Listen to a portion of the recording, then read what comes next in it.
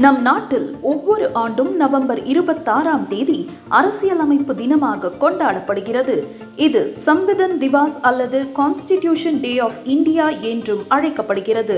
1949ஆம் ஆண்டு நவம்பர் 26ஆம் தேதி நம் நாடு அரசியலமைப்பு சட்டத்தை ஏற்றுக்கொண்டது.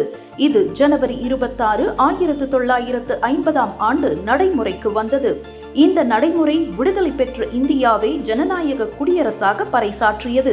அரசியலமைப்பு சட்டம் வலியுறுத்தும் நீதி, சுதந்திரம், சமத்துவம் மற்றும் சகோதரத்துவம் ஆகிய மதிப்புகள் பற்றி மக்களுக்கு விழிப்புணர்வு ஏற்படுத்தும் விதமாக அரசியலமைப்பு தினம் கொண்டாடப்படுகிறது. அரசியலமைப்பின் சிற்பி என்று போற்றப்படும் அரசியலமைப்பு சட்ட வரைவு குழு தலைவரான டாக்டர் அம்பேத்கரின் நினைவுகளை வணங்கவும் இந்த நாள் நமக்கு வாய்ப்பளிக்கிறது. அரசியலமைப்பின் முக்கியத்துவத்தை மக்களுக்கு எடுத்துரைக்கும் விதமாக 2015ஆம் ஆண்டு முதல் அரசியலமைப்பு தினம் கடைபிடிக்கப்பட்டு வருகிறது.